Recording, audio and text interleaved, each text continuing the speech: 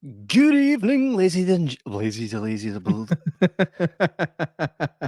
Off to a flyer here, son. Off to A flyer. Well, let me just break it down for you, right? Tonight we were supposed to have Tim Ballard interview, but what happened was he was flying EasyJet or whoever. I had an experience with that recently where my flight got delayed. It was only like an hour though, so I just sat and had ramen, and the ramen was pish because it was at like the New Year field or something like that. Anyway, and it's fucking ramen. It's not. well, ramen, no, ramen's good. Ramen is good, but the ramen I had because it was in like a Witherspoons. Like if you're going to get ramen, go to a place that's proper that would do ramen, and you know they're just not going to take it out of a packet. Eh? Aye, I was going to say you order ramen and Weatherspoons, you're getting super noodles with no fucking sachet in it. That's right. And I'm sure they just went into the sink and was like, what from everybody else's meals have fallen into the drain that we can't be fucked? They've got one of the wee drain sieves. They just lift it out and pour it onto somebody's plate and stick it in the microwave for a minute and a half. That was my ramen. Anyway, can ram it up your ass. I can ram that. So Tim Ballard was actually on a flight that was delayed to hell, and what that done was we were in a queue of interviews that day that he had honoured, and it got tanned because there was nothing we could do about it. There's nothing that could happen because he was on a flight, and it's just the way of it. Matthew Min, seeing you again. Welcome to the show, Matthew Min, as always. So Big Matthew Tim, Min, how is the Nun too? I know. So the flight got delayed, and then what happened was we never got an interview because of it. But it's not a never happening thing. It's we'll get back to you with a better date. And next week we actually have Ryan Hendrick, who has created a film that looks actually banging. Sometimes you'll just be flipping, and a film will stand out to you. And see when it's got woods, it's set in Scotland, and it just has that. I wouldn't say enchanting feeling, but it has that shit's going to go down, and I can't wait to see it. It has that about it, and I'm looking forward to that next week. Could we maybe get a trailer for that film during this episode at some point? Is that something you could possibly? do? Possibly. I mean, I've got it. So we will. We'll play it towards the end. We'll play it towards the end when we invite all of you guys to come next week. We are live on Twitch, Facebook, everywhere that pretty much does live podcasts. We're there. Hi. So next week tune in as we will chat the boss after Ryan Hendrick about what it's like to make an indie film. 10 times the budget goes into a lot of the stuff you see on Netflix. So the real wizardry is how you do it, and how you do it on a budget and make it look like it was done 10 times its budget. And that, from what I've seen so far, looks like that. So I'm looking forward to that next week. Are you, J-Mac? Absolutely. I mean, we've seen what can be done with minuscule budget when you're talented. Dick Dynamite. That's what can be done. Good night's sleep. Of course, a good night's sleep. Of course. Talent. I'm talking about myself. I was like, motherfucker. No, I'm joking. Michael Komisky says the macaroni out of spoons is the Heinz stuff you get from a tin. Are you shocked? Jan says, hello, can I come on you live now? Well, Jan. Well, I think right, this is Jan, so she does not mean can she come on this show.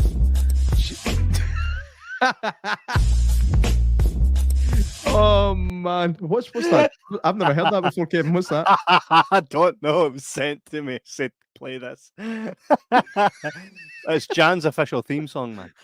Andy Gibbs says, hello guys. Matthew says, quite liked it. Good bit of scary nunnery. Which is like everybody's ever said that. I've never seen a nun that's not scary. Do you know what I mean? Andy Gibb, hi. you walk about looking like an old film. There's a problem. Jan Gibb in the chat here. Look, she's coming on to you, Andy. Andy Gibb, hi. Oh, Andy's going to get fired right in about that. You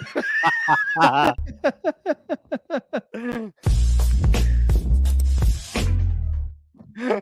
And then by week 2.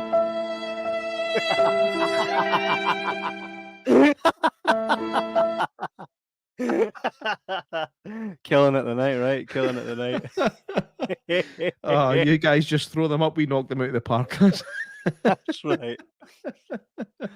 So tonight tonight. I mean, I did kind of trap you all a wee bit by making you think it was Kev versus J Mac. I mean, we're not essentially in competition with each other. It's just me. I'm going to throw a ton of stuff J Mac's way, and he's going to struggle under the light. I'm going to challenge him to answer 20 questions in a row correctly. I'm curious as to how deep you've gone with this. If it's going to be something like, who directed Dennis the Menace? Or Dennis as we know it. Or if you're going to go rogue and you're going to go deep into the trivia stuff, and I'm just going to be like, I don't know who was the fucking production designer for The Little Rascals. So we'll find it. We'll find it. Nah, it's to be fair, I gave you some really easy ones here, man. Gave you some really easy ones because there's some hard ones in there, I know. So I thought that's what Jan said. Wait, oh no, I should actually have this all assigned to a button. It's like I'm sure my wife had her TikTok on one day, right? And on it said, "Watch your husband's face. 3, 2, 1." Right? At which point I went like this, and she's like, "Why is that? Why did you look round?" You're like, "Oh, that's Stairway to Heaven. I love that song." How many copyright strikes do you think we'll get for Pornhub? I'm hoping not many. I think even with copyright, I think as long as you're under like 30 seconds, you know. That tends to be me watching Pornhub. Oh man. Oh god. So I'm just gonna crack right into this, right? No pun intended, right? Okay, I believe you. And what we'll do as well, we will just kind of chat a wee bit. We'll jibber jabber about some of the films because the 90s was a glorious time for movies, mate. I actually love films. I fucking love films, man.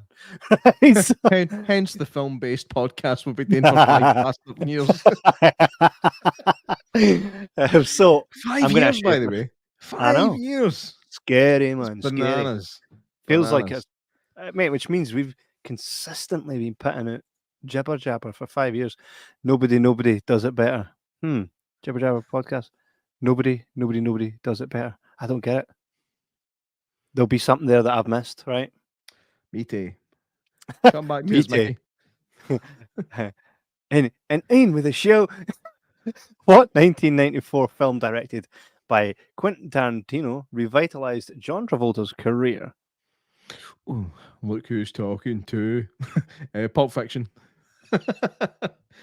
That'll be Pulp Fiction. Because I'll tell you why I know that. Because it was directed by Quentin Tarantino. It came out in 1994. It's got John Travolta in it, and it revitalized his career. That's how I know that. That's just fantastic, isn't it? You're correct, J-Mac. Well done. I know. It's nice to be correct every now and again. Normally, when you, like any time in the past when you've done one of these quizzes with me, I've been sitting there going, I definitely know this, and you're just like, false. So it's nice. Listen, it's nice to actually to get this going. Well, I did say I was going to give you a couple easy ones, right? And that was one of them. Will the next one be easy though? Will the next one be easy? Let's put a wee bit of trivia about Pulp Fiction. What trivia do you know? Didn't look it up. This is purely a jibber jabber here. We're just talking. You're not actually going to look it up. We're just going to say, right, here's something for you that I know. Okay. There is Pulp Fiction. Oh, sorry. Sorry, mate. I didn't realize you were actually going to tell me something. I thought you were just demonstrating. No. You go. Yours will be better. Go. Mine is what is in the briefcase, right? Because it's never stated at all during the entire film what is in that briefcase. Now, I think to the kind of regular movie watcher like myself, when I first seen the film, I thought, oh, it's full of gold bullion or something. That's just the sunlight bouncing off the gold and it's shining in folks' faces. No, there's a theory that it's Marcellus Wallace's soul that's in that briefcase. And it was pulled out of the back of his neck for underneath that plaster that he's got, which just so happens to be covering up a scar that Ving Rhames actually has. So that's my wee bit of trivia for Pulp Fiction. You think it's actually Ving Rhames' soul? Marcellus Wallace's soul. Aye, that's the same guy. That's just a theory, which means it's probably pish. Most theories are pish. I know how they got the soul, mate. I know how the soul came out of him. It was fucking pumped to him.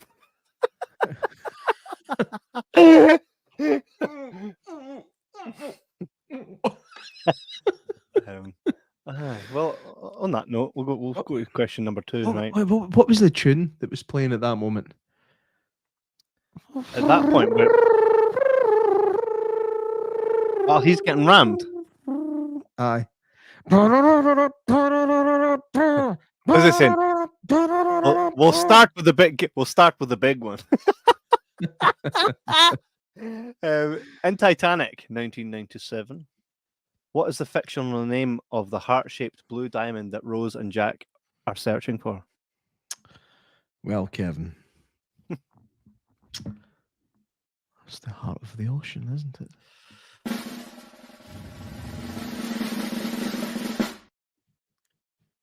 No, I was waiting. I was hoping for a ding. I was hoping for a ding there. I'm like, ding. No ding, mate. It was Heart of the Ocean, not the Heart of the Ocean. Wrong. I call a mistrial. I'm joking. Correct, Mack. Heart of the Ocean. So that's two so far. You're gonna get if you're gonna get all the way to question 20 and be right. I think I'll get 20 to 20 here. I don't care what you throw at me. Mate, Titanic happens to be something that I'm quite fascinated about. I actually built this wee bad boy, right? And it's not even so much. The movie is great, right? It's amazing, but the actual Titanic itself fascinates the hell out of me. I don't know why, because I'm leaving a boat guy. It's more I wonder what all the bodies were like heading down to the bottom of the ocean that night. I'm that kind of guy, eh? Probably a bit like this. No! You think they were like? Do you think maybe while they were just stuck in a room, okay? And then you're in the Titanic. You're like, well, we're going down. You're like, oh, there's my telephone off its side and all that, right? Oh, I doubt they had a telly on it, by the way. I'm just saying that now. I'm seriously doubting there was any tellies on the Titanic. Right, okay. There's my mirror fell off my side cabinet, right? That's me like it. There's my wireless fell. That's my tranny away. Guy's like, bitch. Guy with tits is like, bitch, I'm out. Oh man, you just committed a hate crime. Do you know, fun fact, Seb actually has got a big bruised arm because he got in a fight yesterday. He says, a big woman come to me, she has teeth, she's like, hey, how's it going? I say, hi, how's you? And she say, I'm okay. And then maybe I shouldn't have said, how's it hanging? But anyway, somebody was trying to be quite horrible to the person that was obviously trans. So Seb was like, you're out. And then had to drag the boy out and his arm got all bashed up. So points for Seb, man. Points for Seb. Meanwhile, the person that he's kicking that person out for is kicking shit out the guy. What you doing beating up my bouncer, you prick? I'm juggling McCafferty. He'd between the tits. Boom, boom, boom, boom. I want you in my room. Oh, that took a dark turn. It really did. So I was saying that I often wonder what it was like being in the room of a sinking Titanic. Like, do you think they're like, no? For me, it's the shot in the film. Remember the bit with the old couple just lying on the bed? They've just accepted their fate. The thing is, though, it didn't happen like that always. They must have come fleeing out that bed at some point. That's the bit I want to know about. I was going to say that. Like the water's pouring in from one side. They're lying there quite happy. I'm like, at some point, they ended up on the side wall. Still going, still conscious, going, no. It's like that bed was quite comfy. This is pish. Aye, it paints it in quite a nice light that they're all hugged up and that, oh, we'll die together and that. No, because 20 minutes later, they were getting scrambled out of that room. You know what I mean? I love how we can just laugh at an international tragedy. I mean, no, it's not like it's too soon. It was a while back, but fucking hell. No, it's not even that. It's more so we're just laughing at the adaptation of it, not actually it. We're laughing at the film. Of course. And those folk didn't die. So. Kev, see the first time you watched, you might struggle to remember the first time you watched it because you weren't born that long before it came out. What age were you when you first seen Titanic? I was 6 because that's what age I was when it came out. Mate, Right, and I do remember the first time I ever seen it. I do. I don't think you'll remember. I don't think your dark sense of humor will have developed by that age to laugh when the guy bounced off the fan on the way down. Not the fan, the propeller. It's still a fan though, right? Ah! Dum. Gadoing. I don't think I was laughing at that point. No, I think I was more in shock because I was a wee boy at that point. Eh? It's quite amazing how bad some of the special effects are in it. When you look at it now, but hey, It still hasn't though. aged very well. I went to see Jurassic Park at the IMAX yesterday, in How was that? 3D, and Good. that film holds up like fuck. By the way, Well, I'm going to see it on the 29th with a full orchestra, so I'm looking forward to that. oh, you lucky boy! 30th anniversary for Jurassic Park this week. For anybody that wasn't feeling quite old enough before they started watching this show, 30 fucking years ago. That film came out. I had to get taken out of it the first time I went to see it. I was too scared. I was What too a scared. pansy. I had to get removed. I had to get removed. Right, I can't wait. 29th, Usher Hall, full orchestra doing the John Williams stuff live while it plays. Had to get it. Had to get it done. So I'm looking forward to that. But Titanic remains one of those absolute masterpieces. I would say so. I'm looking forward to bringing it back into cinema at some point because I need to see that on the Mahusive screen. You ready for question number 3? I am. Hey, answer along in the comments. I see you all watching, but no one's commenting the answers. Try get in there before J-Mac, all right? So question 3. Who played the titular character in the 1999 film The Matrix? Wait a minute.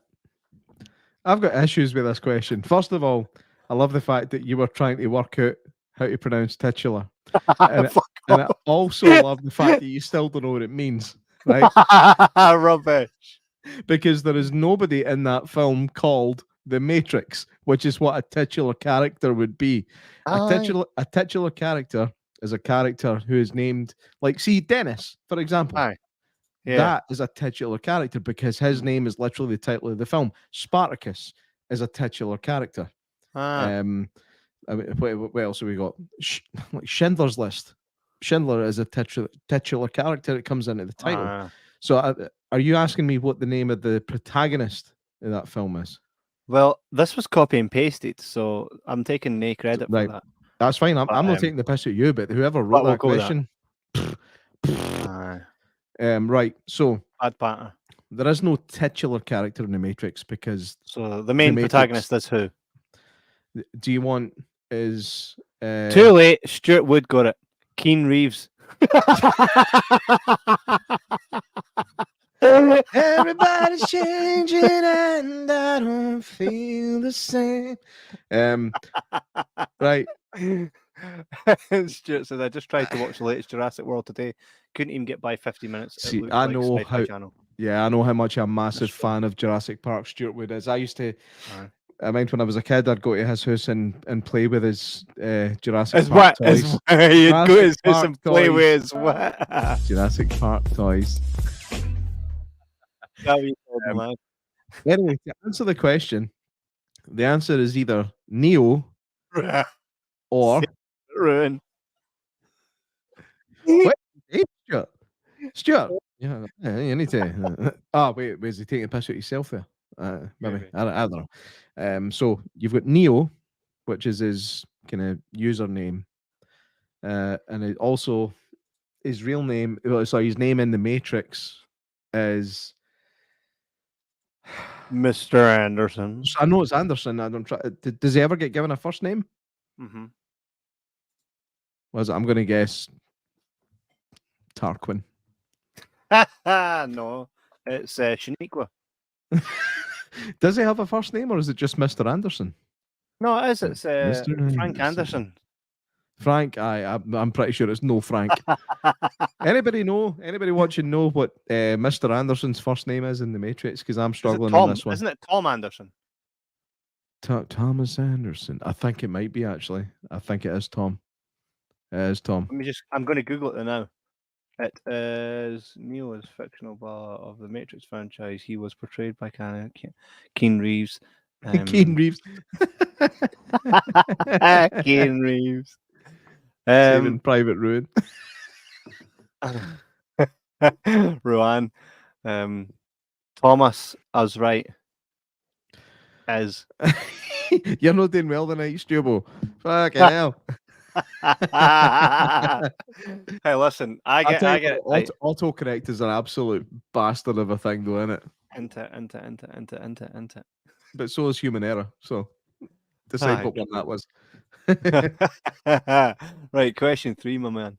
In Jurassic Park 1993, so that came out when I was 2 years old, which actor portrays mathematician Dr. Ian Malcolm?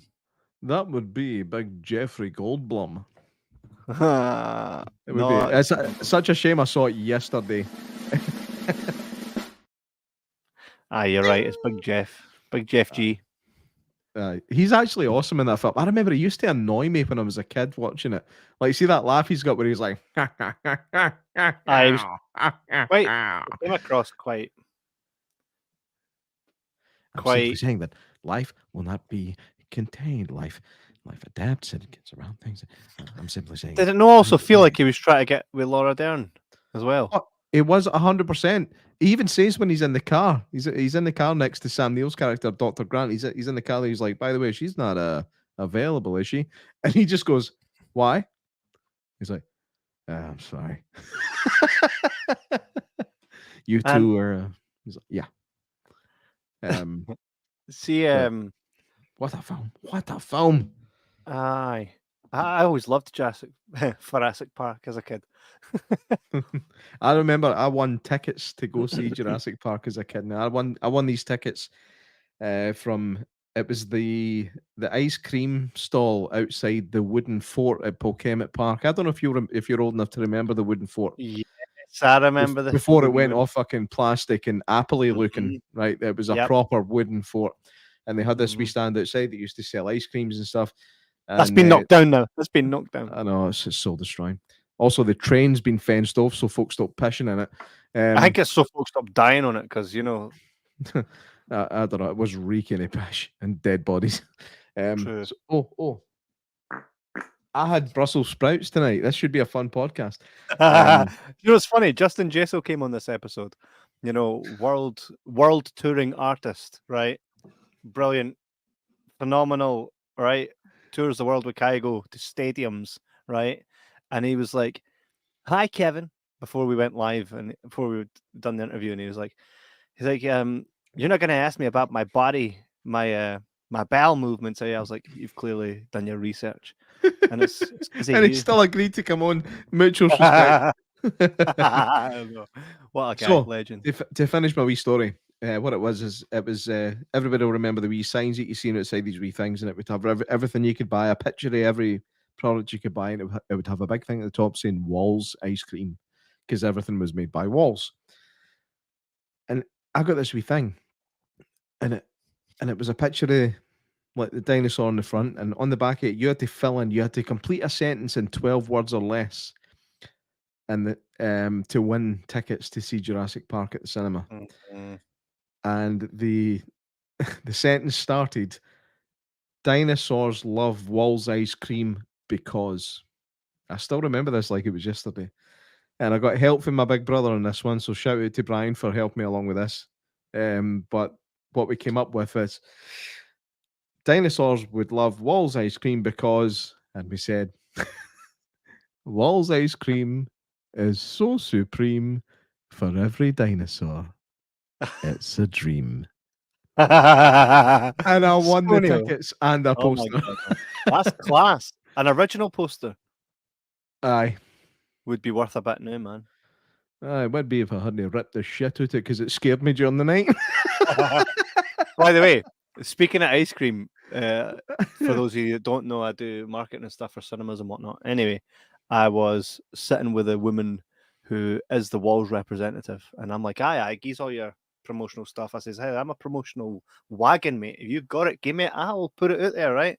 I'm like, so make my job easier. Give me all this promotional stuff. And then they were like, she goes, so we've got all this percentage of ice cream fridge for the walls. But are you interested if we also supply you with Mackey's ice cream? And I went, literally right there like that. I went, Mackey's. I says, that's fucking shit. It's Honestly, funny though, because it looks like high end stuff. Like, I like know, Mackey's but looks you try like it, Ben it's and like Jerry's water, and stuff. man. It's like eating fucking frozen butter. It's bogging. Yeah. I laughed like that, but that's fucking shite. It's like, no Mackey's, no thank you. Fuck me, man. I was like, just give me more fucking hobnobs or something. Why are you putting hobnobs in the freezer? You flat? Knobbly bobblies, sorry. Remember Maxibon? They were class. No. Do you remember them? For my time, mate. God damn. But I just thought it Anyway, was funny. She was like, she didn't find the funny side at all that I was laughing my head off her. I love But the fact that you just don't think twice about laughing in somebody's face. Like, most people have got some kind of decorum about them. It's like, she says to you, would you be interested in stocking Mackey's? In your head, you should externally, you should be going, do you know what? I really don't think I think they like what we've got, and I really don't see the need to expand the range. Thanks for the offer, though, and we will be listening for any future purchases. But at the moment, no, thank you. Kev's like, That's fucking shit. That's true though. I wasn't mincing my words, man. I was like, come on, hen. I was like, that's fucking shit. So didn't offer me that. So I think the fucking packet it comes in tastes better than the ice cream, you rocket. It's true. Leander says Mackey's is amazing blended with Bailey's. So what you're saying there, actually, Linda, is that Bailey's is nice. Shite. Aye. Bailey's is nice. It can make something shite taste better. What's the most generic fucking pishiest thing that we can take that'll do nothing to the Baileys? Mackey's. Right. You're just making Baileys cold at this point. This episode is sponsored by Mackey's Ice Cream. Traditional Next Scottish ice week. cream made right Next here in week. Scotland. Wait, next week. The CEO CEO of of Mackey's. Every time. we run in jokes. Samurai Cop. We pan Samurai Cop next to game week. Fucking Matt Hannon from Samurai Cop came on the show. It was class. Hey, and that's see if we ever. We did. To be fair, we don't actually. We're quite fair. Like, especially where movies is concerned, we get sent a lot of movies to review, and we're like, aye, it was all right. Whereas most folk are just like, fucking shite.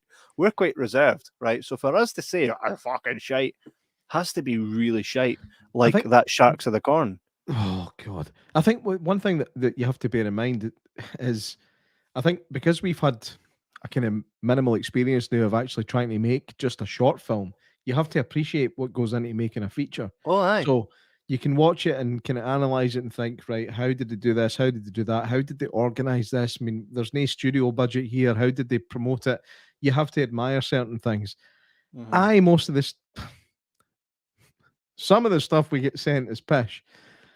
Occasionally get a wee gem like Mobland. Mobland was a great wee film. I'm running it now in the cinema. Aye, I mean that's awesome. That's very good of you to do that. Unlike Mackey's.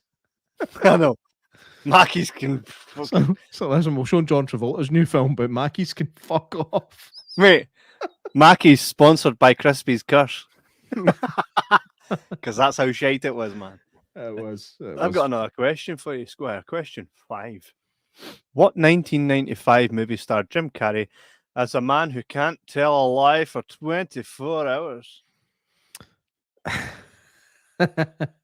It's actually one of the few films with Jim Carrey in it that my mum likes, and it's Liar Liar. Jim Carrey kind of done her tits in before that, like with Ace Ventura and The Mask. So, I don't like him. He's just stupid. It's just stupid. And then Liar Liar came out. She's like, this is really funny. There's something about Liar Liar that is endlessly charming, and I put it all down to Jennifer Tilly's boobs. Liar, liar. Aye. What do you say about Liar Liar? How deep can we dive into Liar Liar for the next couple of minutes? Mate, Liar Liar to me, see, anytime I see that sequel kid, it annoys me. The sequel kid. There are a group of 90s actors that are sequel kids, right? That are the kids you find in every sequel to every great film, right? Dennis, That happened to Dennis. It happened to Home Alone. It It wasn't even happened. that boy. It looks like him though, and that's enough. Really does. Hey, It it really does, looks eh? like him, but it's not him. Um, Austin O'Brien's a proper sequel kid. You know the kid from My Girl 2. Aye. I'd have killed for a Last Action Hero 2. In fact, I'd crowdfund that shit today. Oh, so would I. Hey, I'd personally fund it. Do you know It's one 20 of my quid. favorite one of my favorite bits in Liar Liar is when he goes to pick his car up, and the guy tells him how much it costs, and he's like, "How do you sleep at night?" The guy just kind of looks at him, and then he's like, takes the air freshener off the wall. He's like, "I'm taking this."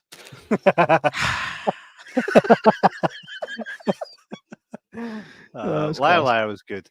And just some 90s kids really done my head in, and that kid was one of them because he looks like the sequel kid. If only people were honest like in that movie.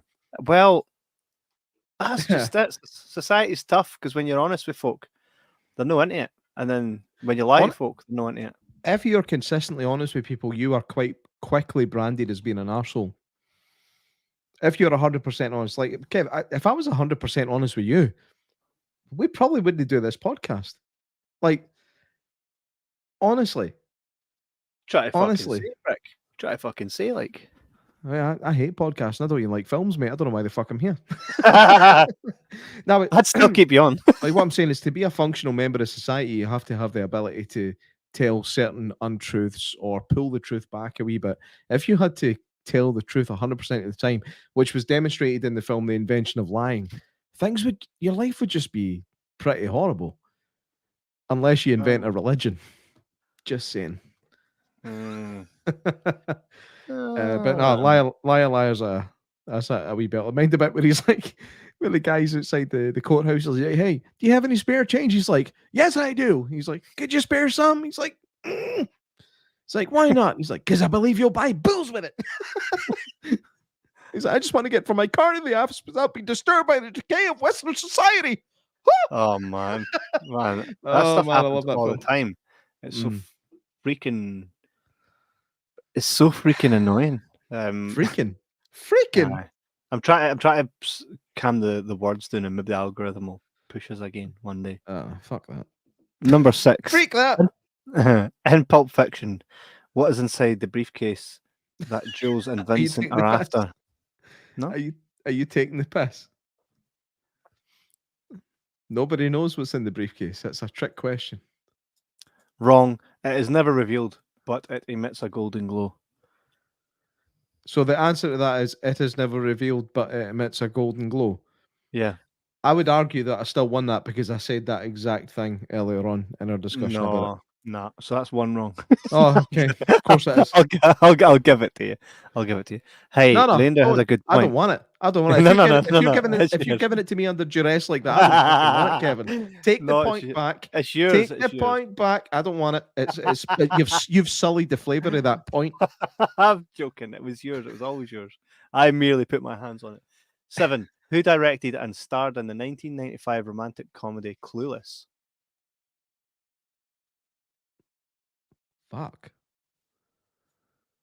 Oh, so somebody directed it and starred in it. I got you now, eh? Sometimes it pays to be a girl. Well, I know that it's is it Reese Witherspoon? That's Legally Blonde. Clueless. Who the fuck was in Clueless? No, I know Paul Rudd was in. No, that was. Paul Rudd was in Clueless. Was he? Yeah. Who was the main? The person that was in it also directed it, and that's what we're at. That's what we're looking for. Just give us a name. I still think it's Reese Witherspoon. I might be wrong. Is that your final answer? Was this? Yeah. It was an invite to Naveed's wedding.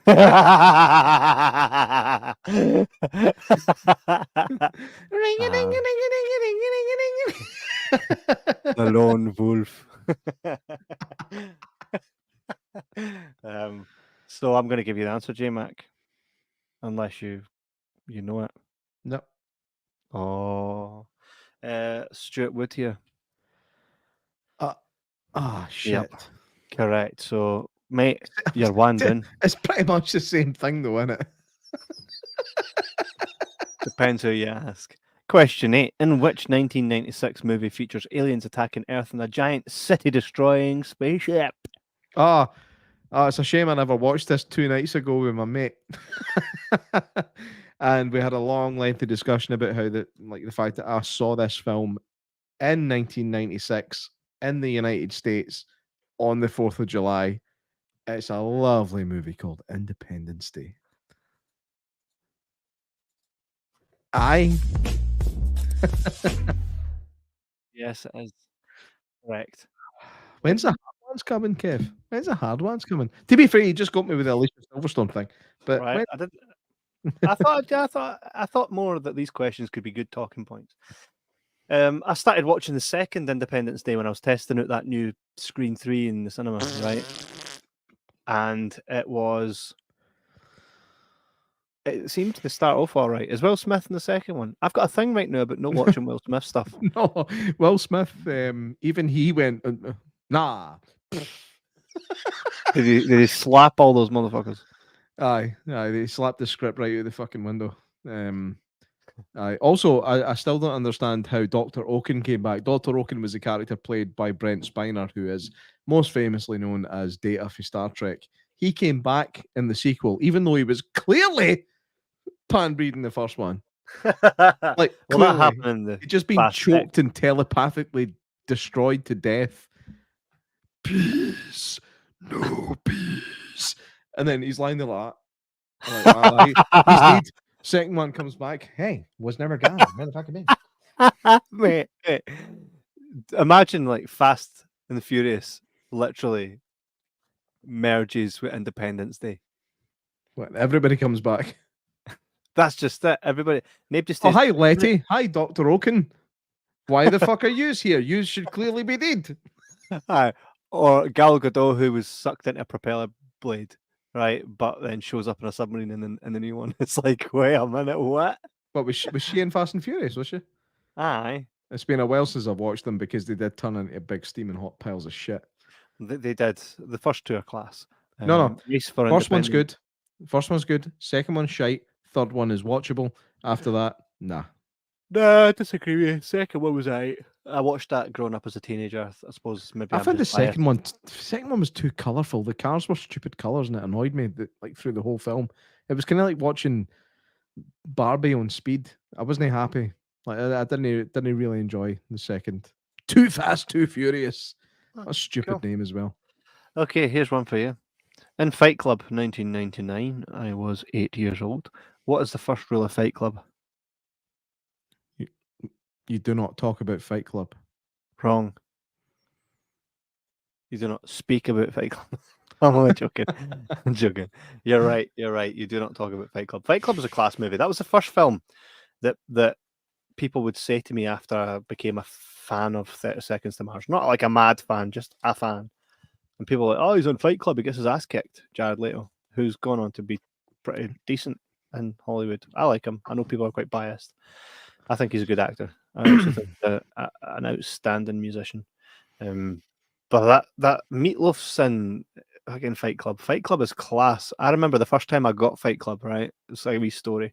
I went to Blockbuster and bought an X-Rental DVD because it was the Fight Club that looked like a bar of soap wrapped. And you open it up and it's like 3 discs, and I'm a sucker for like 3 discs, right? And then I got it out, put it in the DVD player, and it's like wrong region. I was like, fucking what? For a video shop. Yeah, for a video shop. I know, right? Dirty bastard. That happened to me recently as well. I bought a trilogy of Rambo. I was like, oh, this looks really cool. I don't actually think I've seen this one about. It's Blu-ray. Take it home. And then I look at the back of it. I'm like, oh no, it's on Italian, man. So it turns out it's the German one. Turns out it's the German one, right? It's like anything foreign is Italian. But just because it's the German one, it's still in our region. It's the German version, but for us. So it's still in English. Just it's the German release of it, right? Which actually makes it worth about like 50 quid. And I bought it for 3 quid. So I need to interrupt our live broadcast for a second because I really need a pee. So unbelievable here, Mac. I'll leave you to maybe talk about that film for a wee just 2 minutes. I'll be back. Do you want me to leave the door open so you can hear it splashing? It's all right, mate. It's all right. I'll know I'll leave it subject. home. That's fine. No worries. Aye, so J-Mac's away for a big stinking hot pile of pish. Um, aye, so Fight Club to me was kind of tainted from that point on. And then I waited on it coming on the TV, and at this point I had like a wee set-top box that would record TV. Freeview, like, but you could record it. So I waited on it coming on, and then I recorded it, and then I watched it, and I was like, aye. And one of my favourite ever albums, which is rare as hell. Let me show you, actually. Where is it? So my favourite band ever in this world. Fuck, I'm getting burnt off a candle here trying to do this. Here we go. So my favourite band ever that I have it tattooed on my arm is a band called Fight Star, which is actually a play on Fight Club. And if you look at the artwork on this here very rare CD that you can only get, like there was no that many of these made, but this was their first. Charlie had just left Busted. In fact, he hadn't left Busted. This came out while Busted were still a thing. And this was just before he left to create this. And it's got Edward Norton drawn on the back by Alex Westaway, who's in the band. Ross, yes, Fight Star. Yeah, I have pretty much their whole discography right behind me. And I've like all the cool stuff that I got sent from the band that were all like signed and all that cool stuff. But this you cannot actually find anywhere. You can probably buy it online, but it goes right back to 2004. To own a physical copy of this, you're in with a wee crowd. But I don't have a lot of physical CDs left, but that still remains, and that's Fight Club. So I'd always kind of wanted to. And the first track they ever released was called Palahniuk's Laughter, which Chuck Palahniuk was the guy that wrote the book of Fight Club. Cool wee sidetrack there, eh? J-Mac, how was your hot steaming pile of pish? Surely you heard it. Did you not? No, I went on a side tangent, man. That's weird, because I just done it on the floor. I thought you'd hear it. Sorry, man. Yes, Charlie was... The minute I heard the Rhino singing, I was like, come on, man. I literally have like every release that Charlie has ever done, including his newest one. I always get this shit signed and all that stuff. So it was quite cool to see him on that. It was. I remember seeing him on The Masked Singer. I also remember Stephen Henry on The Masked Singer. Can he sing? Well, he played the. I think his character name was Rubbish, and he was just like a fucking bin. He was like a bin with rubbish hanging out it, and he sung that song, "My Old Man's a Dustman," right? And I had no clue it was him, absolutely no clue. But then it came out. I think he lost that show, and it came out, and he revealed himself as Stephen Henry. And then I remember reading on the online that within the next couple of days, it was just like Masked Singer fans disappointed by unknown guest, unknown. Unknown. I was like, it's fucking Stephen Henry. Even if you don't follow, he's friend McKeevan. He's friend McKeevan. McKeevan. He's Stephen fucking Henry. A bin with rubbish hanging out it. Who's that? Fuck off, mate. To be fair, I don't know most modern celebrities. Like, that's they're for Love Island. All right, so not a celebrity then. I do get annoyed with that sort of thing, but I couldn't believe the backlash that the show got for having an unknown guest called Stephen Henry. I was like, fucking, he's a legend, an absolute legend. Anyway. Stephen Henry was in my mum's class at school. Was he? Aye. He was. So either your mum is really young or Stephen Henry's a lot older than I thought he was. My mum's... okay, thanks. My mum is... What age is my mum? She's in her 50s. 50s. Hey. I mean, it seems bad that I don't know my mum's age. It's not, I don't know, it's just I can't remember. 54. Hey? 54, aye. 50. In fact, I pretty much guarantee you that's spot on. That's probably spot on. Hang on a minute. You probably see I went brighter a second there because I've opened up another screen here.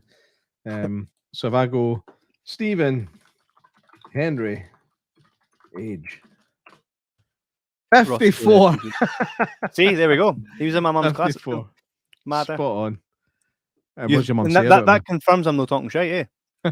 Just said he was quiet. Get fucked. I'm like, J-Mac, he's mega talented. I know you've landed me roles. I know. I was talking push. I'm shite. But aye, I've had the pleasure of seeing him at an exhibition thing, and I got to ask him a question. And in fact, I'm sure I asked him a couple of questions. Just kind of spoke face to face with the guy. I was like, "This is a legend for my childhood, man. I grew up watching snooker, so it was fucking awesome for My me." mum used to watch snooker and be like, "Oh, I went to school with him," and that's the only reason I knew anything about snooker, Stephen Henry, right?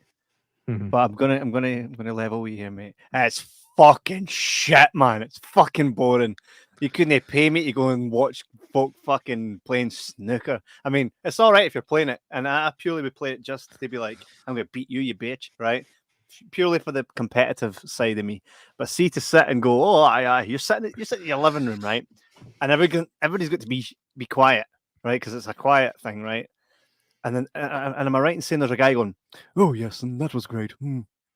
Yes, and you got that one in, right? All that pish. Sorry, man. But As a commentator, aye. no, but that's what I'm saying. But all he's really saying is that ball nearly went in there and all that.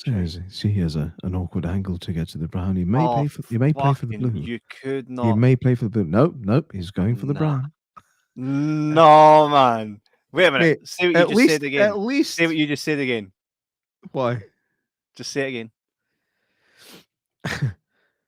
He's going to play this red. He's going to try to go onto the brown, although it is an awkward angle. He may try to go for the blue.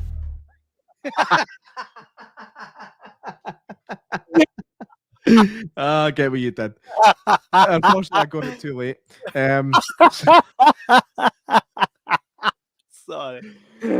That's true. So, well, at least the good thing about the sport that I love so much is at least that nobody knows who's going to win before it starts. Well, the sport I watch also, thank you. No one knows who's going to win it either, apart from the folk backstage. Like the audience doesn't know. Somebody knows. Aye. I mean, if Stephen Henry's playing a new guy coming in, chances are we know that Stephen Henry's going to win, right? Not necessarily. Does that happen often? That's the good thing about it. Because come on, it's the same as football. Then you could just watch football on that. People root against the favourites in snooker. People root against the Steve Davises, the Ronnie O'Sullivans, the Stephen Henrys. Oh, I've heard the name Ronnie O'Sullivan only because there was somebody that used to work in my old work, and he looked like a right dafty, and folks say, "Oh, look, it's Ronnie O'Sullivan," because he looked like a fucking clown. He looked stupid. And they likened them to looking like Ronnie O'Sullivan. I think it's because his trousers were... I need to see a picture of this guy to confirm I think his belt was way up to his nipples and his shirt was like fucking stupid, and the guy just looked stupid as hell. Unlike Ronnie O'Sullivan at all. Does he not look stupid? No. Would you? Where the fuck did that come from? Aye. Ronnie O'Sullivan looks fairly straight up like a normal dude, right? Aye. Apart from there's a picture here that looks like folk will chap his door and be like, "Yo, we're here for your protection." There's definitely a pic. Yeah. There's a pic here that's defo questionable. A Yardley what? Am I going to bring it up? Look like a shark. Aye. Put it this way, it looks like he'd play one of them. Just this one. Look at the eyes. Look into the eyes, not around the eyes, in the eyes. And there goes any chance I ever had of getting that fucker on the show. Next week on the show, Ronnie O'Sullivan. Hey, anyway, next question. Why did I say here? It's been one of those days. Has there ever been an uplifting movie about snooker? Imagine the training montage. No, that's 100% true, man.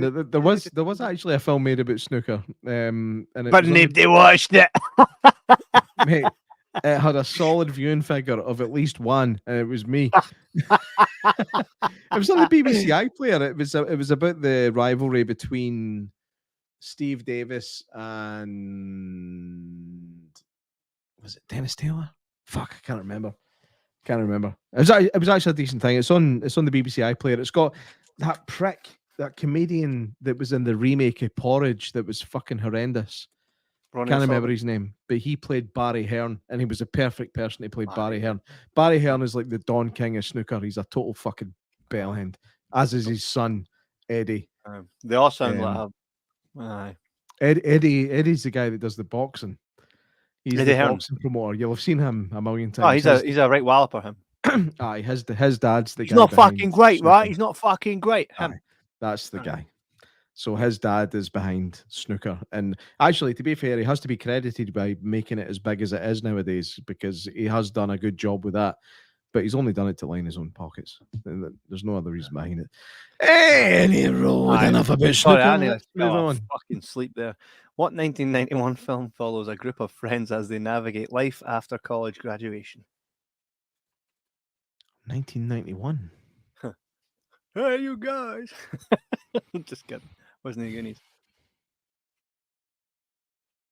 1991. Mm-hmm. After they finished college. Mm-hmm. Google it and I will fucking smash you. Yeah, I'm sitting here like this.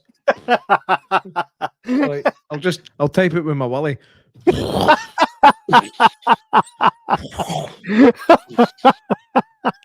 I actually don't know. Funnily enough, the movie was called The Big Chill. Have you disappeared, or has my fucking headphones came out again? Hopefully I've not disappeared. That'll be my headphones coming out again, eh? So you never actually heard what it was called. Just waiting on J-Mack coming back now, huh? Back. There you go. Big Chill. The Big Chill. Mm-hmm. Never heard of it. Never in mind seen it. Eh? You seen it? No. You heard it? No. It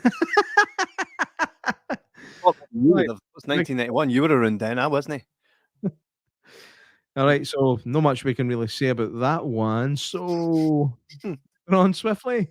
Here we go. Who played the titular? It does have the word tit in it, so I know it's a struggle for you. I know. That's why I burst out laughing. Who played the titular character in Edward Scissorhands in 1990? Oh, tough one. Oh, it's a tough one, mate. You're leaving me hanging here. Oh, Amber Heard also shat on his bed. If only the audience could jump in here and help me with this answer, that would be fantastic. Oh, it rhymes with Schmonny Schmep. Oh, I can't remember the guy's name. Oh, that'll be Johnny Depp. It was I.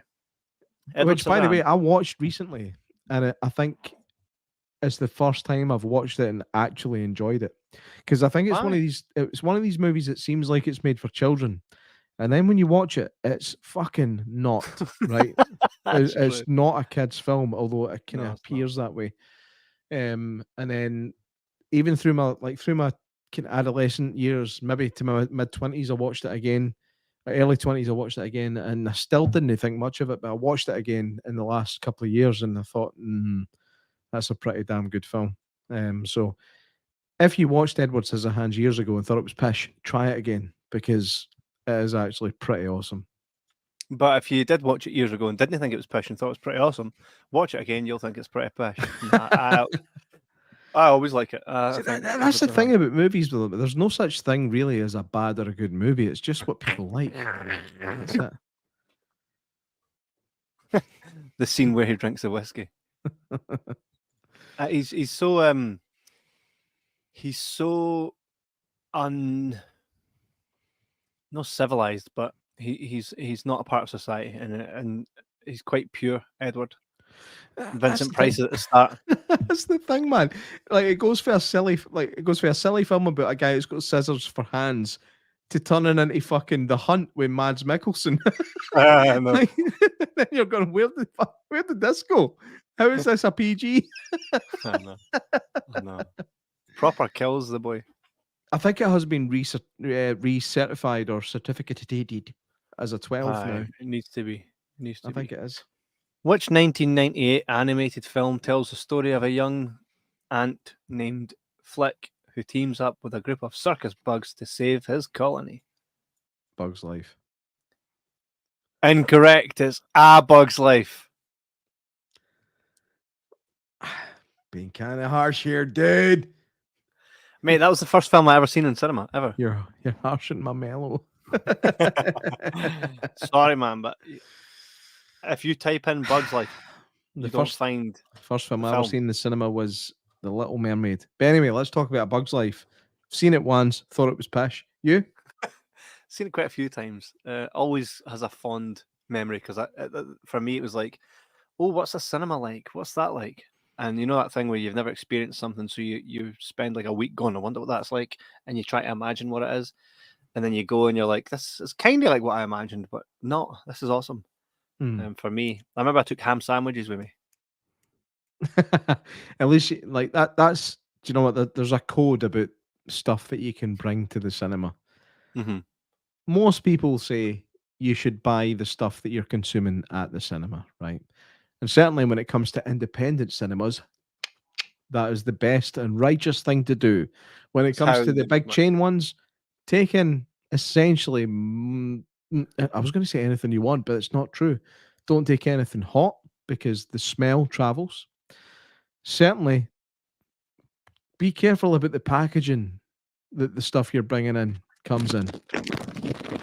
There's nothing worse, and I was actually part of that yesterday when I snuck stuff into Jurassic Park, and I was really disappointed when it was my son, and instead of opening the packet well before the film started, he decides to wait until it's all quiet. You know, nice quiet moment. Yep. And then you've got the old can opening. You're like, they don't sell cans here. Yeah, somebody brought that in with them. But no McDonald's, no takeaways. Nachos, I don't think should be sold at cinemas. I just disagree with it. I think they're too crunchy. Individually wrapped sweets can fuck off. They can fuck right the fuck off. You should have to open the bag once and be able to access every sweetie in there. Individually wrapped, that doesn't come into the cinema. You've thought of this. I've thought about it. I wrote the book, mate. Mate, I had a wee dweeb sitting in front of me one day, and he had got like fries for like a local takeaway, right? Where you put the sachet in and you shake them. And he's sitting there shaking them. I'm like, you've got to the trailer stop, or I am booting the fucking utter shit out of you, prick. Like as soon as it comes up telling me this is a 15, the chips better have been fucking scranned, right? Because I'm again in my old age here, I'm. and if he's getting his heat kicked, if he's getting his heat kicked, then the fucking chips are getting eaten. No, by him. Not only are you going to assault him, you're going to nick his dinner.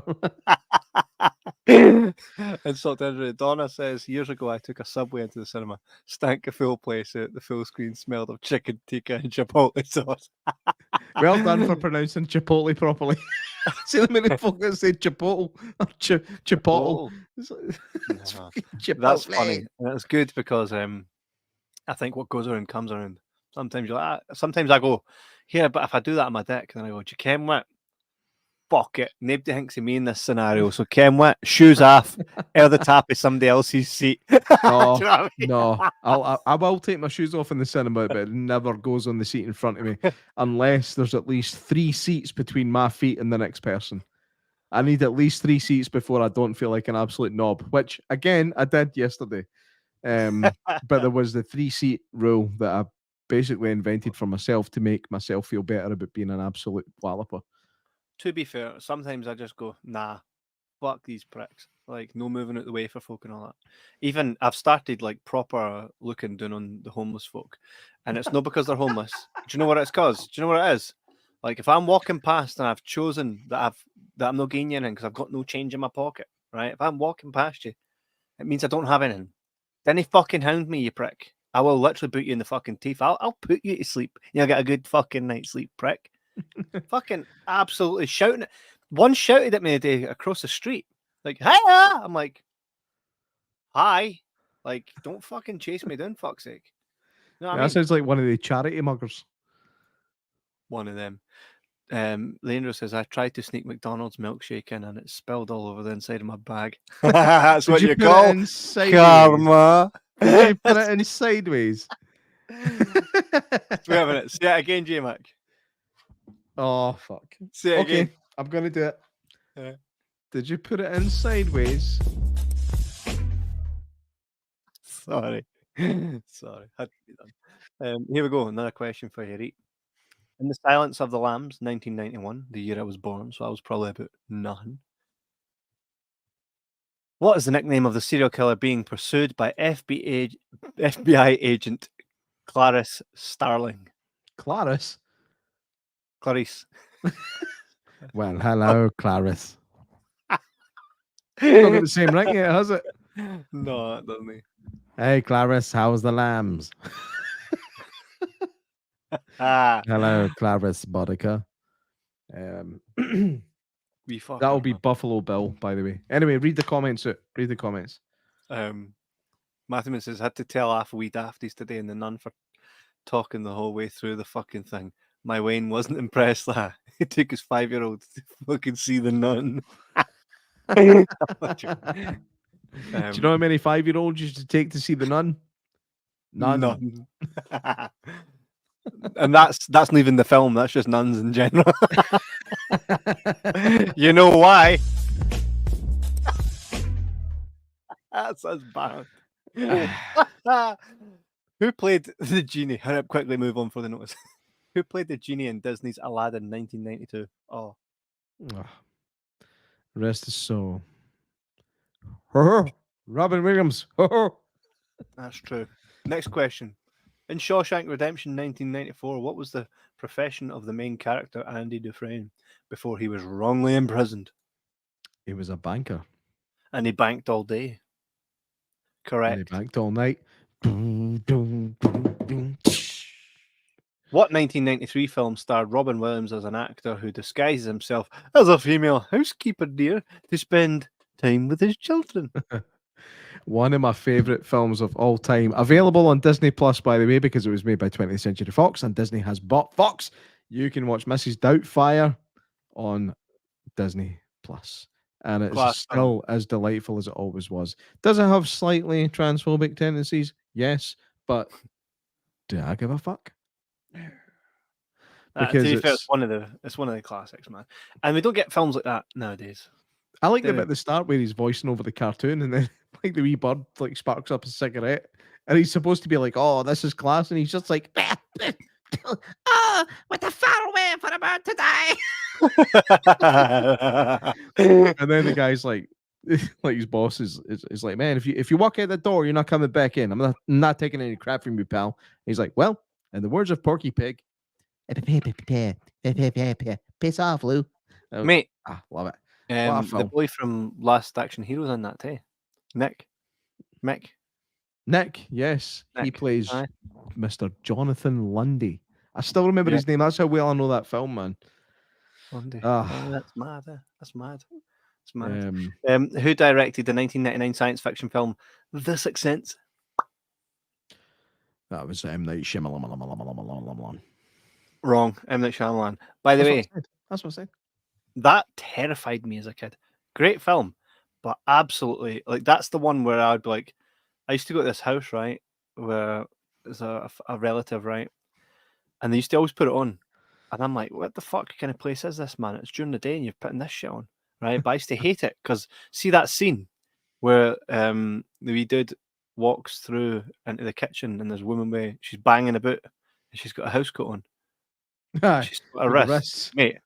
That fucking terrified me because I'd go to my bed that night, right? It's dark and I'm lying there, just like any slight bang I hear, I'm like, it's her.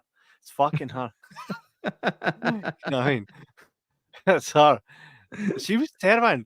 Look what you made me do! I'm like, motherfucker, I'm not ready for this. Mate, for me, it was this boy. It's like, come on, I'll show you where my dad keeps his gun. That wasn't scary. It was just about a shock, man. It was horrible. Or the people, FYI, people hanging in the school. That was quite. That was fucking mad. There's a guy that's in that film that I mean, I don't know him personally, but I've connected with him a few times. Wait a minute. I don't know him personally, but I've connected with him a few times. Nobody's exempt. No, like that. No, absolutely not like that. I'm not even gay, right? But he done the voice, where he gets locked in the wee boy gets locked in the cupboard. You hear all the banging and he's screaming, and you hear him. He did that wee voice for that. Who was that? His name's Sean Oliver. Look it up. It was him. Sean Oliver. Yeah. Oliver. I can't hear the name Oliver now without laughing. How? It was for the rock radio or something in New Zealand, and they do this nicknames segment, and it's like, yeah, guys right around to say used to work with a guy called Oliver, and they used to call him Fart in the Bath because his name sounds like a fart in the bath. Oliver.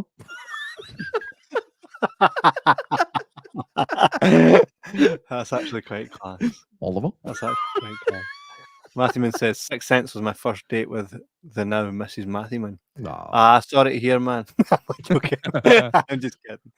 That's a good wee date because she'll have been shitting herself on the way home, right? So picture this: go to see Sixth Sense, right? Matthewman gets the arm round. Here, look, it's time to go. Film's done. She's shiting herself. Here, I'll walk you home, and the rest we know is history. I'm sorry, we're going to need to find a way of getting that fucking sound clip off you, eh? I know. Sorry, Matthewman. Here's another one. In 1997, I would have been 6 years old. The movie features a group of elderly. What movie features? What? What did 1997 movie features a group of elderly men and women who plan a heist in Las Vegas? You don't know this, do you? Do you know how I know you don't know this? Because I don't know it. 1997. Aye.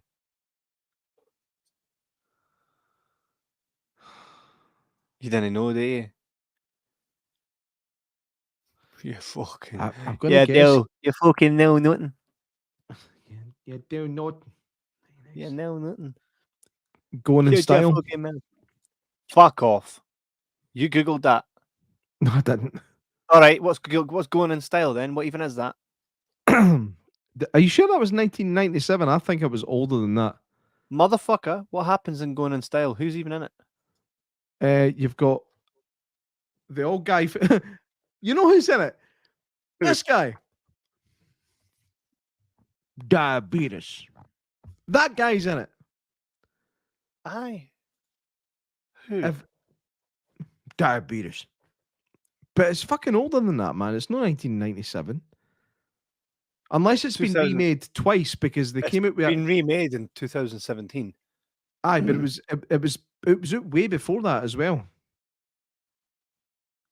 Aye. Check it out, man. It was either in the late 70s or early 80s. There was another version of that film. 79. There you go. That's the one I know. And I just knew it was about old people who planned a heist in Vegas. So technically I got it right. So who's in it then? I don't know their fucking names. There's a wee Googled that. Wait. There's a wee Woody Allen looking guy with thick glasses. There's the but that's everybody in the 70s. Mate, you're describing everybody in the 70s. Then there's the diabetes guy, you know. Everybody in the 70s? That guy with the tash and the glasses. He was also in Cocoon. He was also in fact, it might be the same guy that was at the airport in Home Alone.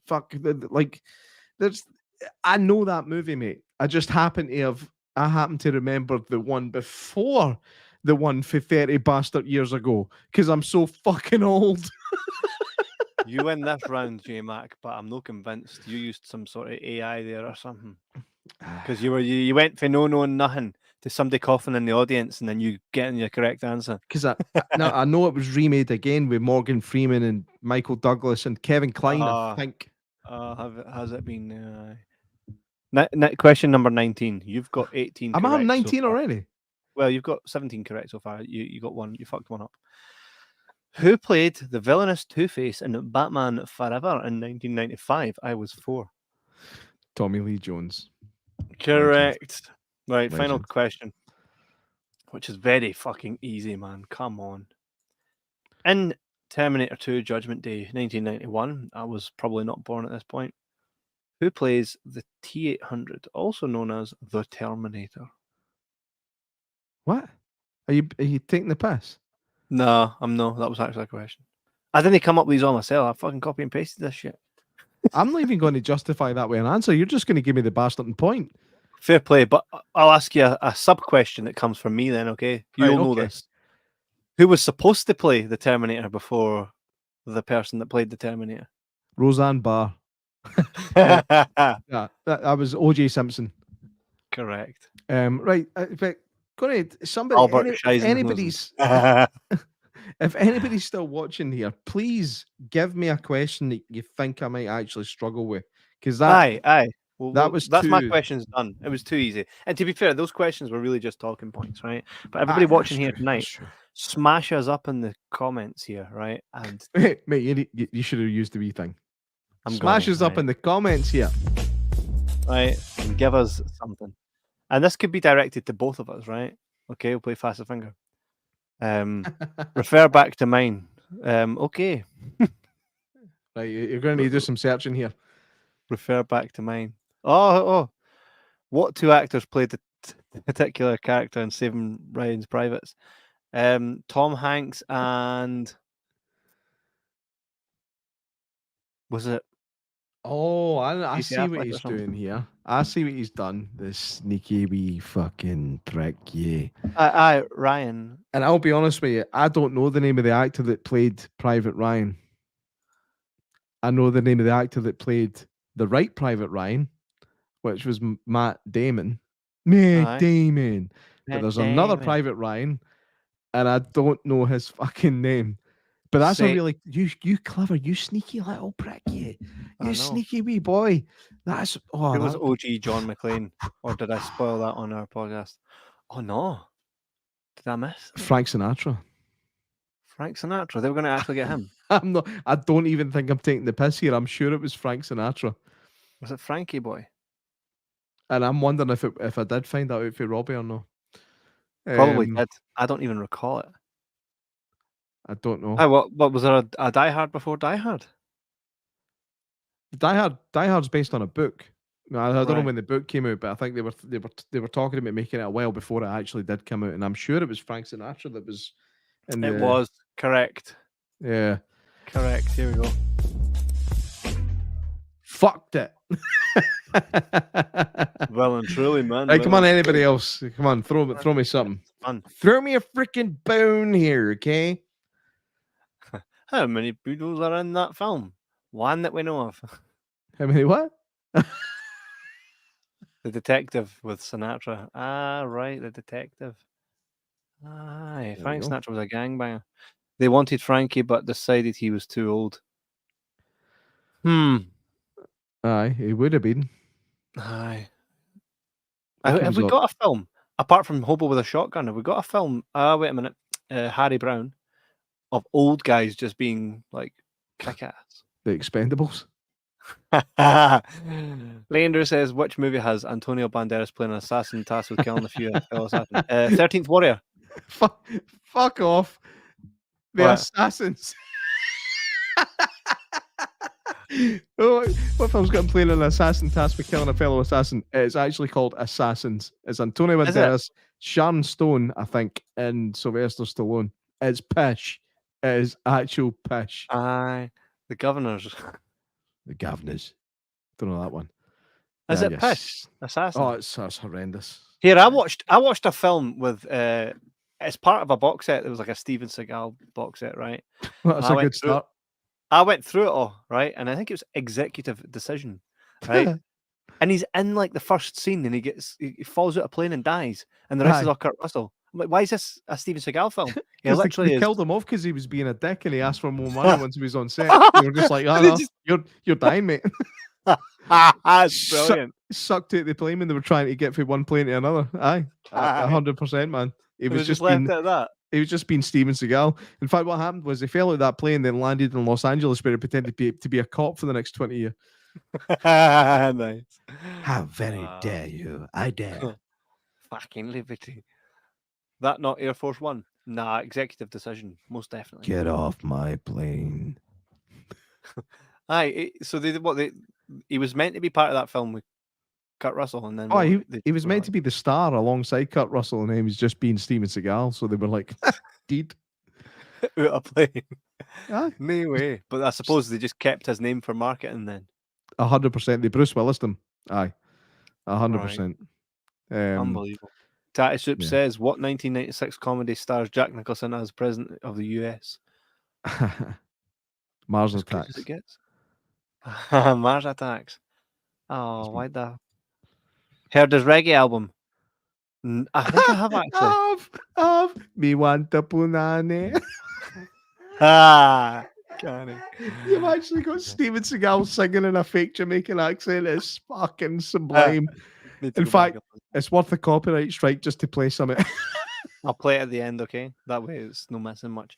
Michael says, who was the original War Machine in Iron Man movie? And for a bonus point, who done the voice for War Machine in the Iron Man cartoon? I'm no mad on Marvel, so... Fuck off. Since when? I'm not mad on Marvel. I wouldn't say mad on Marvel. I think it's all Mate, right. You're Marvel mental, you. I'm actually not. I'm no. Since Some of it when? was all right. Well, I love Spider-Man, but I kind of put him in his own category. Like, he's up here and the Marvel stuff's over there. And I'm Right. talking about Spider-Man, like OG Spider-Man, Tobey Maguire, not fucking Tom Holland. Michael, am I right in saying that it was Terrence Howard originally? And then it changed to that guy that said, "You make daddy a sandwich." I can't remember his name, unfortunately. Terrence Howard. Yeah.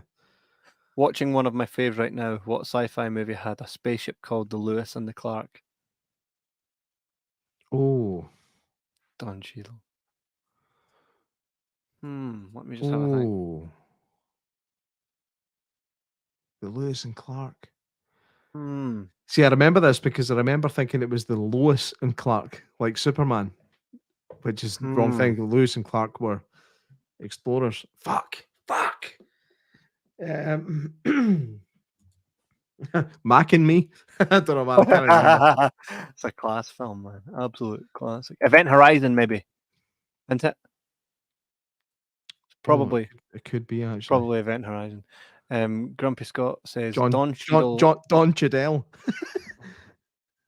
Cheadle was the second one. I can't remember the first one. It was Terrence Brilliant Howard. question. Event Horizon. Yay, I was right. There we go. Look at you guys interacting with each other. This is good fun. We should do this more often. Bank heist movie. Terrence Howard was in which 90s bank heist movie? I can tell you, it's on the top of my head. I know it. It's called Dead Presidents, and it was fucking superb. It's a great film. Who's in that again? Terrence Howard. I think you've got David Keith or Keith David. I can never remember. He's the guy. He's the guy for Armageddon that plays the big black general guy. It's either David Keith or Keith David. I can picture him. He's got funny teeth. And we're supposed to leave the fate of the world with a bunch of retards I wouldn't trust with a potato gun. That's his line. I'm quoting the movie, right? So it's fine. Probably all of them, no? In the Batman animated series, what popular character made their debut in it? All of them?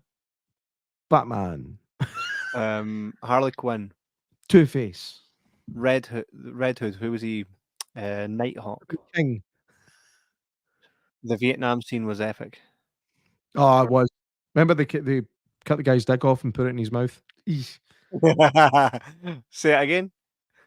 They cut the guy's dick off and put it.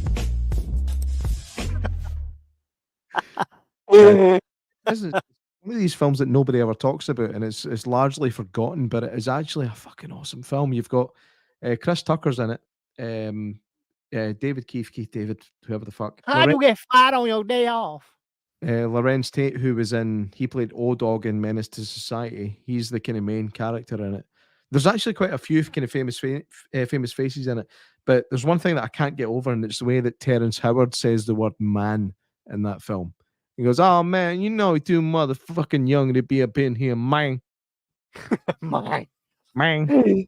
Some Razor Ramon shit. Hi, man. What up, man? Throw it at your face. Fuck out of here, man. Red Hood was Jason Todd, aka the second Robin.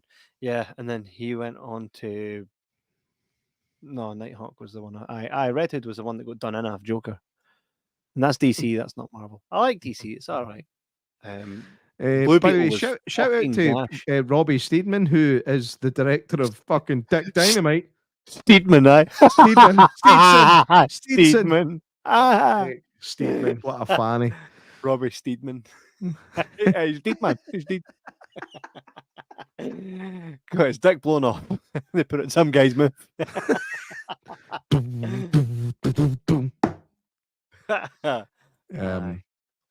Dick Dynamite, which currently opened in New York.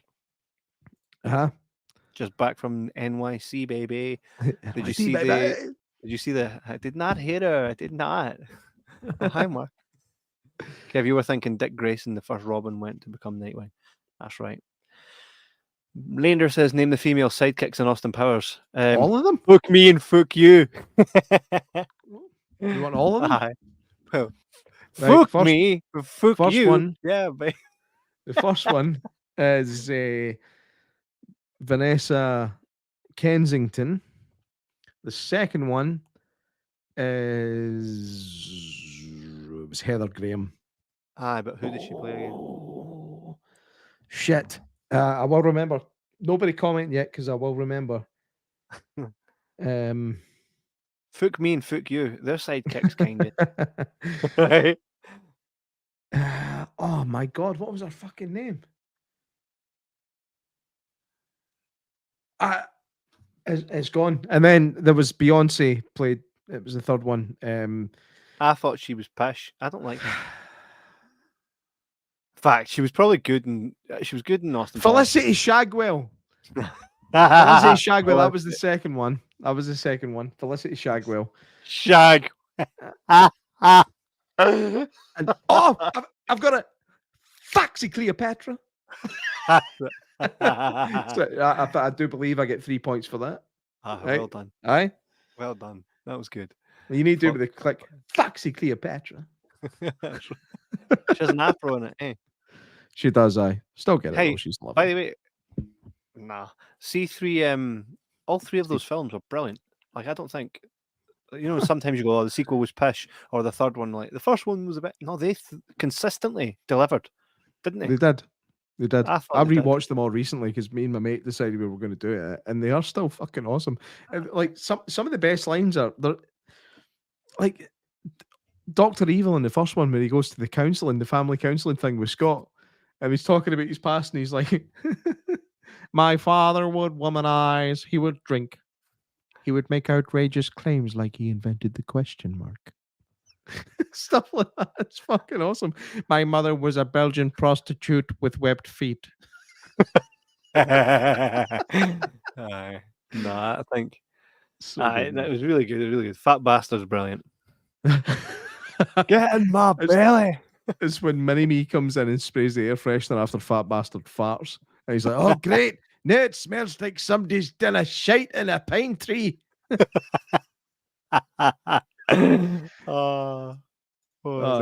Gold member collecting his skin is gross, but oh yes, that's a keeper. Put it in the skin box, please. I like how you can be racist against Dutch and nobody gives half a fuck. And the skin box. Remember, in fact, that's funny. That's one of Michael Caine's lines in it. He's like, "There's only two things in this world I hate: people that are intolerant of other people's cultures, and the Dutch." Oh, what a fun man! Shag shag now, or shag later. Austin, do you smoke after sex? I don't know, baby. I never looked. Wait, you sounded like G when you were doing Austin Powers. Because he looks like Austin. Doesn't he look like? Trying to. Right, I'm going to. I'll make you do it. I will make you bring up a picture. I will. He doesn't look like Austin Powers. Maybe look. Remember that moment? Remember that moment last week when I said Jordan Yardley didn't look like a shark, and you went, "Look at this." Then We're going to have a similar moment now. I don't think he looks like Austin Powers. I'll bring up a picture of our friend G. We love G. But it doesn't look like... I think he looks like Austin Powers. No, he does not. I don't think he looks like Austin Powers. Nah, I don't see it. I don't see it. J-Mac needs a Shack Attack themed shirt. J-Mac Attack. Yep, why not? Buy me one, send me it. We're the only podcast that make you send us stuff. Well, sometimes. Do we have any more questions from y'all? Any more trivia? Well, in fact, why don't we send us never-ending story trivia? Because I believe we'd own that or Terminator. Terminator, never-ending story, even Star Wars maybe, and watch everybody else send us the hardest stuff. Star Wars, I'm fucked. That's a you thing, man.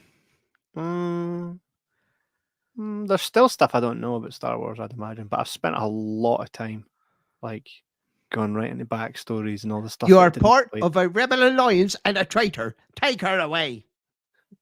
No, I know. No, that's actually a line from Star Wars. Luke, I'm your dad. No, see, that's when it comes. No, you pumped my mom. Nobody ever thinks about that when you think about Darth Vader being his dad. It's well, like, mate, what's even worse is fucking Palpatine. Like, when did he ever get round to having a family? Because his granddaughter, you are my granddaughter. Like, no. He kind of talks like the Wishmaster. Something which feeds on wishes. Here, I've still got those board games. What's it called again? Nightmare. Yeah. What's it called again? The scary one. Oh, Atmosphere. Sorry. Yeah, I've got 1 and 2. I actually fucked that up because Nightmare is what they call it in America. Over here, it's called Atmosphere. Right, well, I have 1 and 2 for us to play. And 1 is with the Gatekeeper. 2 is Baron Samedi, which is the name of the character for one of the James Bond films. It was the kind of voodoo guy. But in that, he kind of looks a bit like a zombie Freddy Krueger. It's a bit weird. Like board games with sequels, that was a very 90s thing. There you go. Like Buckaroo too. Anybody wants to come and play these games with us as well, give us a shout. We will organise it. We'll have a proper week games night with a couple of, I was going to say fans. Let's go with folk that happen to tune in the night. You want some fans? You want some? I'll give it you. Nightmare on CITV was fucking awesome show as a kid. After shiting it, like, it's not shite, man.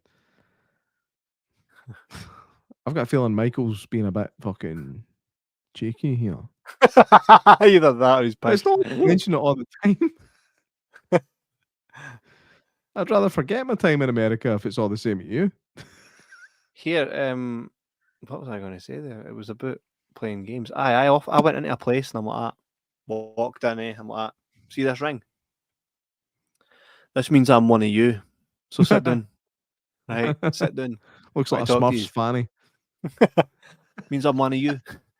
And anyway, I walked in, and it's the type of place where you go in. No disrespect, by the way. These dudes have got hair down to their ankles. These dudes, leather jackets. Don't see much of the sunlight, right? Are you just talking about their pubes?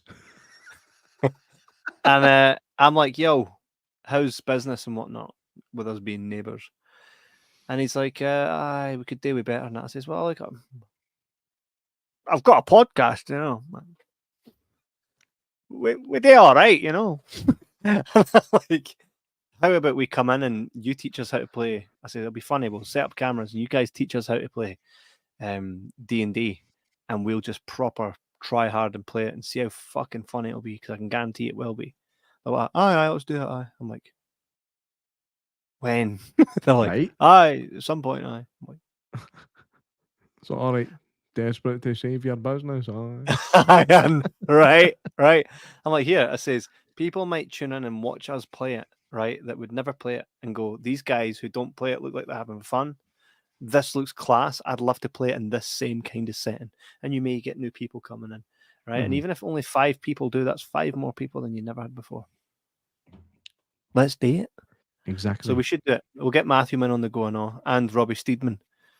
Lander, you're more than welcome. Why Robbie? Just because he looks like he would fit in? No, because he's here and he can answer us now. But nice way to insult him. I'm not insulting anybody. You just says he looked like he could fit in, and I went like that. Roll tag. I believe you mentioned hair, arse, ankles. There's no to his arse. It probably would be if he undreaded it. Exactly. See? I think you can undread it. Because I know that when you dread your hair, you lose like a third of its length, but it gets chunky, turns into like a rope. He says D&D is long, drawn out, but fun. Oh, we love long and drawn out. Oh, wait a minute. Yeah, we love long and drawn out. I bet the boy owns Bathgate Regal is D&D hardcore.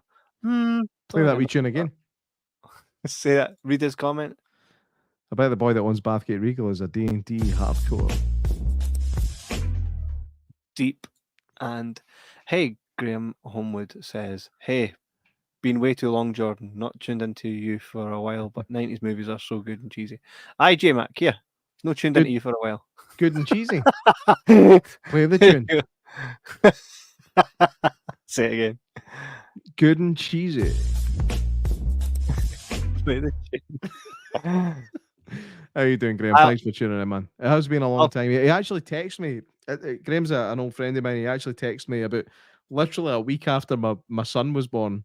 I was like, all right, mate, we need to get together soon. I was like, you've literally texted me at the worst time, mate. I've just had a baby. Well, my wife just had a baby. Wait a minute. I just got one. You just had a baby, huh? I just got one. It just arrived in the post. Stork. Aye. Aye. Thanks for tuning in, Graham. It's nice to hear from you, man. Only D&D I liked was awesome 90s cartoon. I didn't really watch it, but they made a film of it, and Big Spencer Wilding's in it. Class. I'll come along to learn how to play D&D. I know, which means also with you fine young gentlemen, if drink is involved. Of course it will be. Of course it will be. I don't know if they've got a liquor license, mate. If they've got, I do. But things if they don't have a license, it means you can just bring your own. Oh, wait a minute. I've got a personal license, which means wherever I go, it goes, right? Let's go with that. Well, it is personal, right? Is that not what it means? Is that not what it means? Fucking hell. Oh, Lander was playing D&D last night. See, the thing is, D&D is long and drawn out, and unless you're surrounded by the right D&D folk, you're not gonna survive. Best 90s cartoon was Captain Caveman in Hong Kong. Ooh. I remember that. Captain Caveman. Liquor license and no music. It'll all be fucking Italian stuff. It's so complicated, law. It is, which is why it's hard for me to do on my own. Adam says, wasn't the first Mortal Kombat movie the 90s that was class and gave Mortal Kombat a banging theme tune? Yep, Mortal Kombat did get a banging theme tune. Was it the movie that gave it that theme tune then? Or did it not already Well, have it never came in the game. So it was a movie. Aye. It wasn't in the game. I think now it is. For the first time it was in Mortal Kombat like 11. For the first time it went That was about it. There's a new Mortal Kombat coming out, isn't there? I keep seeing things for it appearing on fucking TikTok, and it's Dave Bautista. Van Damme's in Mortal Kombat. Aye. Van Damme's in it. Still waiting on Jace and the Wheeled Warriors movie. I wish I knew what any of that meant. Same. Matthew, man, how fucking old are you, man?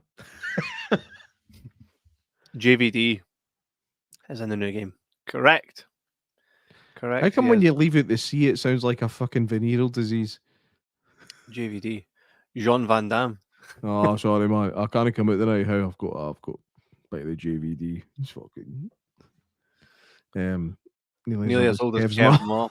No, really. That sounds like that's nearly as old as Kev's mom. But it's so not. Mortal Kombat 1, they rebooted it again. It's gonna be crap because of Van Damme. Jenny's. Straight Know in your there, man. audience, lady. You've got Well, wait some a minute. Van Damme fans in the house. What is it? Is there a name for Van Damme fans? Van you know, fans. Jean-Claude Damme fan. Michael McComiskey, we did do a Mortal Kombat episode. We did. I can't even remember it. It's our most viewed thing on Facebook. Oh, Chinese. it was the new one though. Aye. I remember that. Mm-hmm. We've There's a still good do the friend, old one. filmmaker Giuseppe Lucarelli, who's working on a new film called Finestrum. Also made a film called Checkmate on Amazon Prime. You can checkmate it out. Go and check it out. It's called Checkmate. He's a legend of a guy. He's a nice chap. Nice chap. Yes, super sweet. Arnie was in the last MK with a fucking horrendous accent. Was he voiced by Stu Arnold? He walks in, he's like, "Hi, it's nice to be here. I am the Terminator. I'm the Terminator. I am in Mortal Kombat. I'm sorry, I just broke your task cam. Sorry about that. You'll never let it go. You'll never let it go. No. Jean-Claude Van Damme. Like him he's with his obviously career. a jerk. Well, he is a bit of a jerk, I heard. Yeah. We told the story before, but we were at a convention where he was, and the Power Ranger boy, who is now sadly no longer with us, Jason David Frank, was like, well, they say don't meet your heroes, and I met my hero backstage here, Van Damme. This was before we seen him on stage, and it was like, guy's a fucking arsehole. And then I seen years later the video of them behind the curtain, and Van Damme's like being quite witty and laughy with him, as in like quite sarcastic. And then David Frank's like, didn't try and mug me off, bitch. He's like, fucking let's go then. Gets right up in his face, and Van Damme's like, I didn't want any of this, mate. I'm sorry. So take he that can for what actually it is. He fucking can. Saw him in the octagon. He can fight. Yeah. And that's what happened with that. So Van Damme literally shat it from the Power Ranger. There you go. There you go. Correct. So, lads and lassies, it's been class that you've been here all night with us. We've enjoyed it. I'm sweating my absolute tits off here. Aye. Is that tough? But all of you have tuned in and stayed with us this whole time. So thank you for giving us your Sunday evening, because you could be sitting watching Outlander or some shit like that. Speaking of Outlander, next week we do have a special guest on, Ryan Hendrick, who actually made Mercy Falls. Looks to be a class film on its way. And I've not watched it, so I can't tell you much about it, but it looks kind of like a lonely place to die. It's set in the woods. Oh no, my pal's fell. He's hurt himself. Well, why don't we drag him to safety? Probably not going to be able to. Let's just fucking do him in. That's what I got for the trailer. Okay. So Well, let's see what we will make sure we both view this film by the time that episode comes around next week. And yeah, Yep. if you've got any questions you want to ask us, blah blah blah, you can send it in to the Facebook, the fucking other things, the Twitch, the email, all those things. CM Punk wanted to fight the Green Ranger. gmail.com. Yep. And CM Punk would have got his ass handed to him. See you next time. Love you all, Janice. You're a wee pleasure, hen. Janice, man, you're a wee pleasure. No, thank you all for tuning in. Thank you for being with us. If I could give you all a wee drink through the screen, I would. This is like some mad herbal tea. You know, Adele Boy, Robin. Yeah. His album's actually sitting down there, right? So I went into a wee tea shop because I was like, I want to find some fucking smashing tea that doesn't kill you and just makes you feel good. I was having one of those days where I'm like, I need to just feel good, man. So I went to look for some fucking mad expensive tea, and I seen his missus in there, and I was like, oh yeah. So we got chatting about tea. It was class. But that's the tea I just had. All righty. Thanks for that. Hopefully see you next weekend for Expendables. Yes, Expendables 4 comes out. Matthewman, pop in, man. Pop in. And I will fucking catch you all on the flip side. Good week for cinema? No, really, but it gives me a chance to put some indies on, see how they run, and do my bit. While I'm in a position of being able to do something good, I'm going to do it. So, Yeah. Is what it is. All right, and we'll fucking see you next week. Tune in. Make sure you guys come back 9 o'clock next week and speak to Ryan Hendrick, filmmaker, writer. This is the guy you want to chat to. He's made a film. Yeah. We'll keep working on the Tim Ballard interview as well. So keep your eyes Aye, open. that's coming. That's coming. Thanks everybody for their questions and keep them coming. And we'll fucking see you then, eh? We'll see you then, eh? So thank you and enjoy the rest of your night, lads, eh? Anything you want to say, J Mac, before I go? Fucking no. See you later. See you later, guys. Thank you so much. Goodbye. Goodbye, cruel world.